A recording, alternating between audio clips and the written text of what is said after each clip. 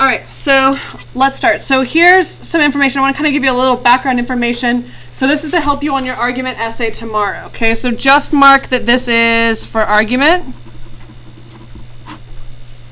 because you'll be able to use this tomorrow, and then you can use it on future arguments for a little while. You may not need it for very long.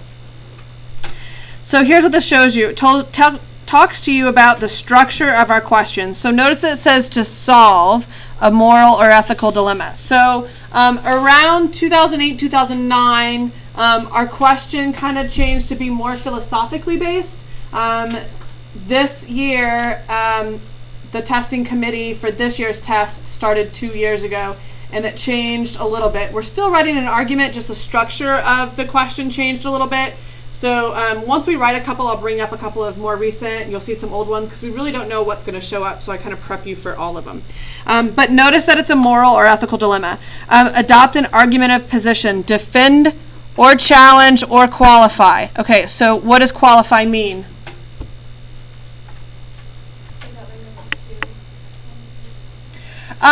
Kind of where you have 2 point of views. Like in some situations. Yes. So qualifying would be you are against the death penalty 100% except for when there are cases of rape, right? Then you are the other side. Okay, so here's what I say. Just kind of do it percentage-wise. I do 90-10. So 90% for or against, and then 10% qualify. And the reason why I tell you guys to do that is because what happens is if you end up talking about both sides equally, then you don't truly have an opinion. All you've done is kind of peruse the opinions that are out there. Does that make sense? So I try to keep you at 90% one way and then 10% the other. And you can say that your qualification is kind of when you would use a concession. So at what point do you think you would put this 10% in your essay? Towards the end, yeah. So if we're doing 4 body paragraphs, intro, 2 body conclusion, I would probably have it after the second body and maybe like 3 or 4 sentences, but nothing more. Okay? If you spend too much time on it, you've talked yourself right out of your position. Employ evidence from reading, observation, knowledge, experience. Okay, so a couple of notes on reading. I prefer you to use nonfiction. Why? Because it's real. Okay? I say not to use fiction. Why? Because it's not real. Okay? Unless you talk about author's purpose for fiction.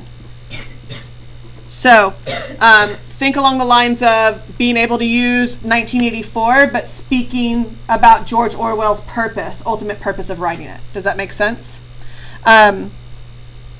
If you keep your argument in a fictional character's life, then your argument is fake, right? So, for example, when my dad was in the hospital and we were waiting during surgery, it was like 5-6 hours. My mom is like, "What's taking so long? What's taking so long? Why won't they come tell us anything?" And I said, "Gosh, I don't know. On Grey's Anatomy, Dr. McSteamy walks out and tells them like updates throughout the whole thing, and then here comes Meredith, and Meredith updates them on like the family members on what's happening. I don't know why. I should be able to walk through those doors right there and see McSteamy and Meredith and all of them standing right there, right?" So if I based my argument to you or to the hospital staff on that, they would do exactly what you just did and giggle. Yeah, okay? So that's why we try not to do fiction. Now, I'm going to tell you that it's not impossible. Last year, I trade papers. When we do our mock exam in the spring, I trade papers with Mr. Earhart, who used to teach here, and he teaches in Lovejoy. And we trade papers when we do the mock exam because it's much easier for us to grade somebody else's paper so that y'all don't say, "Gosh, you always give me 4s because you hate me." So when he gives you a 4, then you know I don't hate you. It's just because you get a 4, right? So we traded papers. And so last year I read an argument question that was based in fiction, and from the get-go it was amazing. But that was one out of 140 essays that I read and graded that actually was based in fiction and did it well, right? And that one got a 9. So you either do it and it's done well, or you try to do it and it's done terribly. So I suggest not doing it in fiction, not basing your argument in fiction. All right, so expectations. Obviously, you want to determine your opinion and support it. Variety of evidence. This is key. This is what I think will get you to, will keep papers from to a 7 and a 9, is the variety of evidence. All right? So evidence can be drawn from a variety of sources. To think of specific examples within the following categories. History is going to be huge for y'all because that's what you guys know anyways, right? Literature, again, make sure that it's nonfiction based or author's purpose. Pop culture, ick. Okay, so with pop culture, I do not want anything about Bieber. You laugh, I've read them. About the Kardashians. You laugh, I've read them. I have read essays about 2 Chainz. I have read essays about Kanye. I have read essays about Lil Wayne. I do just that, what y'all just did when I read that essay. Okay? Pop culture for me is going to be more, let's say, hot issues, like hot button issues that aren't necessarily politically or historically based. So I would say social media stuff would be a pop culture. For sure I would say trends. What do you mean by trends? In my head I had fashion, but I don't know, style, what people I would say more movements. Right, social movements would be more pop culture. Current events, we know current events. That's why we read and we do our concept journals with NPR, Washington Post. Hopefully you are still getting and reading Next Draft. You should be on Twitter. If you are on Twitter, you should obviously be following me, duh. I tweet out stories, I retweet stories from the New York Times, from other columnists that I like, from TED Talks, that give you other sources to look at. You should follow political personalities. You should follow some satirical people, right? That's the other thing I was going to talk about, pop culture. You can talk about Saturday Night Live, satirical news, those are things that are in the forefront of pop culture right now, right? Sports, beware. I don't really want to read the story of the quarterback who came from behind to win the Super Bowl. That's really boring. It doesn't really show that you know much more than what you see on ESPN, which is not much. Scientific study, research, remember psychology here. How many of you are in psychology? Very good. It will help. How many of you are in art history? Okay, so art history I always find really interesting because they're less known movements and artists that a lot of times if you know enough about them you can use them as examples, and they're kind of out of the box. They're ones that not everybody understands or knows. So those are pretty insightful. Personal experience, yuck. I scribble that out. So the whole purpose of argument question is to show the reader that you are what we call a global citizen, which means that you understand what is going on around you, what is happening in your world, not just in your little 15, 16, 17-year-old life, right? Not what's happening here at McKinney Boyd. So I don't really want to know about your personal connections, right? A story about you and your boyfriend, I absolutely do not want to hear. Okay. Analysis and commentary. Writing must discuss what the evidence represents, suggest, explain how it supports a solution for the dilemma. That's key. If you can do that, that is higher level. All right. All right. Next. If you will look at, let me move this. So this is your prompt for tomorrow. All right. What you'll see, I'm not going to walk through this. This is what you can walk through today after I get done. What you see is you see the prompt here, examining the prompt. Notice that this is kind of looking more into the prompt and what you should think. While you are dissecting the prompt, I love this part because I think this is key for y'all to understand the complexity of a prompt. If you read a prompt and go, oh my God, that's so easy, you're missing something entirely. Okay, you are not going to sit down to an AP exam and go, that was a piece of cake, right? Notice you have identifying synonyms there. If you'll look on the back.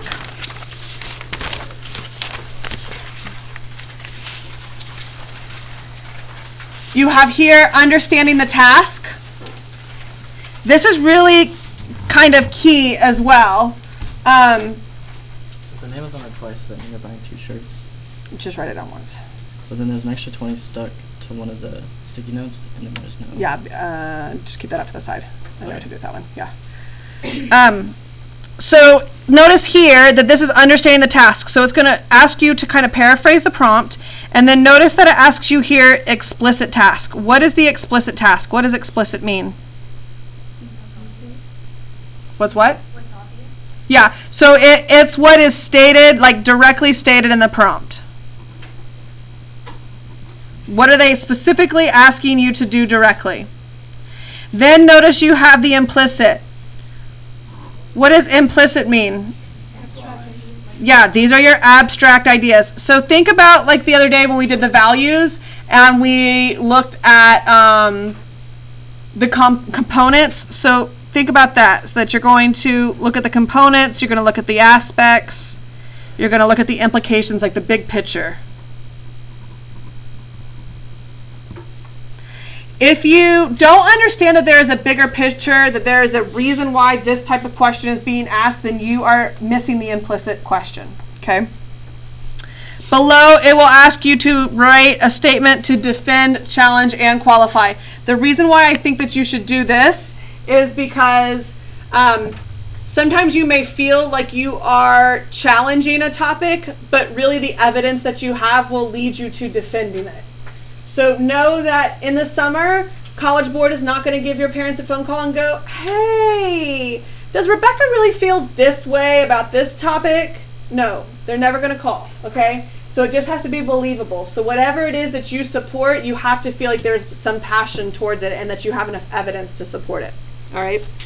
Notice on the back side, you have a chart. Okay, so you have your history, literature, current events. Notice the summarize the evidence. This is where I want you to put the seeds. Remember when earlier this year we talked about seeds? Remember I told you the story about Cooper and the pumpkin and the seed, right? So it's really important for you not to summarize a person's life. So let's say we were talking about the value of intellect in a society, and we chose to use Frederick Douglass. If you just glossed over and said, oh, he was a slave that learned how to read, his intellect served society, you have now minimalized his life and the things that he did in his life. Does that make sense? So that would be a pumpkin.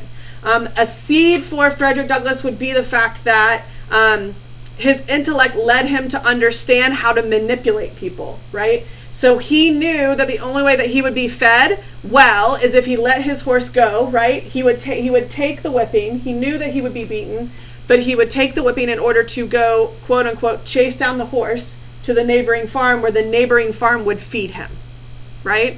So that would be more of a seed rather than just glossing over, I almost said Patrick Henry, Frederick Douglass. Does that make sense? So make sure here that you are giving specific seeds, that you're not just talking about Martin Luther King being a leading civil rights activist. Boring. His life wasn't boring, but that's what you've done to him. Okay? So notice you have that there. Notice you also have, it continues on the back side. So you have pop culture and sports, and I would like you to change this personal experience into a nonfiction tie-in. So nonfiction that you've already read is what? David and Goliath. What else? Frederick Douglass. What have you read in the past? Into the Wild, Night. Okay, so there are other nonfiction books that you have read. All right? Now, if you know that a movie was made based on a nonfiction book, be careful what you reference. Don't reference it as a movie. Reference it as a book. But make sure you don't reference Will Smith as the main character in the book. Okay? All right. Next, look on the back. I love this because this is your outline for your introduction. So notice that this is like a checklist here. And I love this. Notice that these are just some of the strategies. You're still, for your introduction, we're still looking for 3 to 4 sentences. So we're not looking for anything major. But I think the key one is at the end.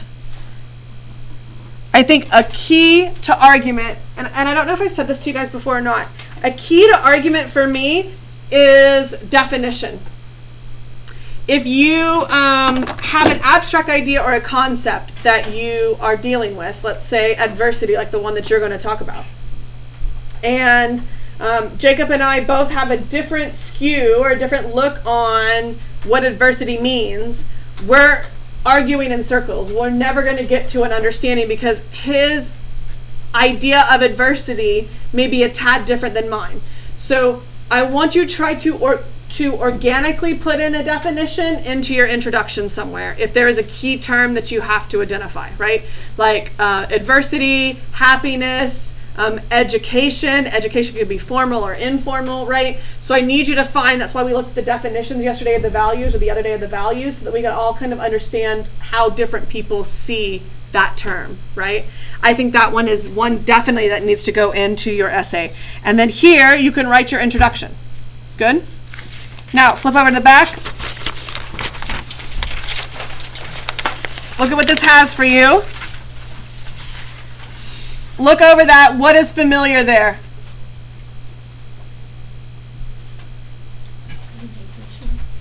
What's familiar about the organization? Okay, so your topic sentence here, we're going to actually label as an assertion, right? And then what else looks familiar to us? Do what?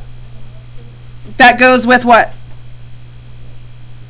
The evidence. So this is a chunk, right? Here is another chunk. I love this idea of this transition, especially in argument, because it's going to tie together this with that.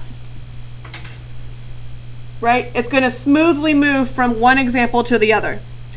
I also like this concluding sentence because you're looking at your perspective, like where is the value in these two examples, but also what is at stake with these examples being discussed? Like, what do they have to tie into each other? Why are they valuable together? Why does one example make the other one stronger? Right? And then look down below. I think what's in italics is interesting. Having a cohesive body paragraph requires that you do more than summarize. So you need to think that your evidence still needs to be clear and concise, just as if you were doing a rhetorical analysis. Okay? Consider how your evidence is representative of larger cultural ideas. That is your high-level essay.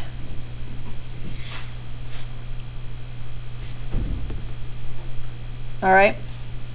Now what I'm going to give you, go to the other half, the empty other half, and what I'm going to give you now are your options for organizing your body paragraphs.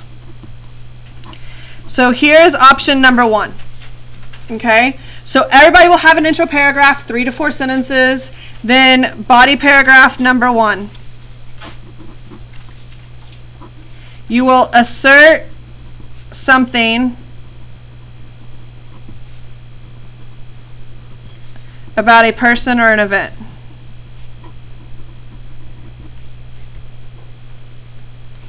And remember, this is going to answer the question, how or why is your opinion valid?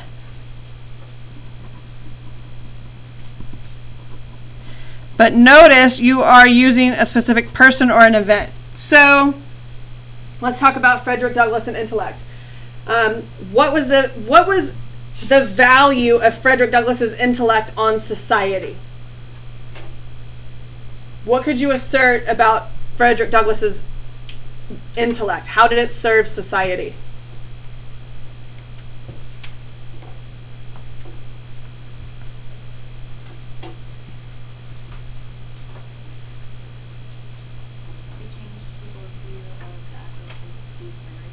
It changed their view of what? The ethics of slavery. Okay, so that would be a great assertion. So you could take the assertion and say, through Frederick Douglass's show of intellect, he was able to change people's opinions on the ethics of slavery. Clear. Amazing, right? So then we're asserting something about Frederick Douglass. So then your first chunk would be one seed about Frederick Douglass. Your second chunk would be another seed about Frederick Douglass. Does that make sense? And then your body paragraph number 2 would be the exact same thing, right? Except for you would assert something about another person or an event. Does that make sense? Okay. Option number 1, it's good, not great. Option number 2, body paragraph number 1. Okay, you assert something generally, but it still supports your thesis. Remember, you're still thinking of answering the question how or why. Okay, so let's say intellect, let's take the same idea that Maddie just had and let's change it to intellect is able to change people's views of unethical behaviors. That would make sense, right? Okay, so then my first chunk, let's say, would be a history seed, like Frederick Douglass. My second chunk, what other piece of evidence could you choose that was not related to history? Psychology. Okay, so let's say you can use a psychology example that would support both the history seed and your assertion. Then you would have body paragraph number 2. Again, you would assert something new.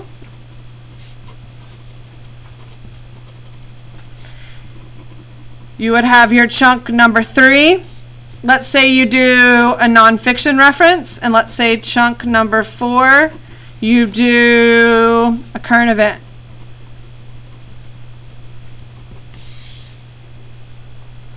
All right. Why is that one a higher level paper? What do you mean there's so much evidence? There's different pieces of evidence from different areas, right? Remember, the purpose of an argument question is to show that you are a well-rounded person, that you are a global citizen, that you understand the world outside of your little bitty life, okay? So showing them a variety of, now I'm going to tell you, y'all are going to tend to lean towards history because that's all you know, right? But this is why in the video at the beginning of school, and that I have you do, that I keep telling you, you need to be reading. You need to be watching the news. You need to be watching BBC. Is it called AJ1? Al Jazeera 1 is a great Facebook page that has news. Also, they have a Twitter page. BBC America, New York Times, Washington Post. All of these variety of sources. Watch satirical news. Watch Noah Trevor, who replaced Jon Stewart. Watch him. Watch Last Week Tonight on HBO, right? What's his name? John, is it Sullivan? Is it John Sullivan? John Oliver. That's it. I was close. John Oliver. So, watch this varieties. Know that it is a skewed opinion, right? But watch these varieties of news shows. You need to understand what is going on and be able to talk about more than what your parents talk about at the dinner table. You need to form your own opinion, and the only way you can do that is by reading and watching more, okay? The worst thing that's going to happen is this is one of the argument question is usually one of the highest scoring essays typically on the exam. If you don't know enough to talk about, you won't score high on this one. And what do we already know about a rhetorical analysis essay? It probably will not be our highest scoring one, right? Okay, so I need you to score well on argument and synthesis for sure. And the only way you can do that is if you know how to write a solid argument, and the only way you can write a solid argument is if you have enough information to share. Okay? Your conclusion, I think, is a little bit easier for either paragraph, for either organization. It's much easier than rhetorical analysis because what I want you to do is I want you to provide a solution. Talk about the impact on humanity.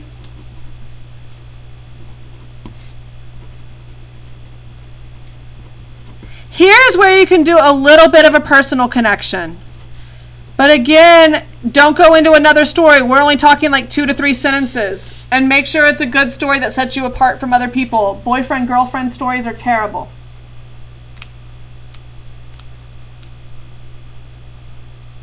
Does that make sense? Questions about how to organize an argument essay?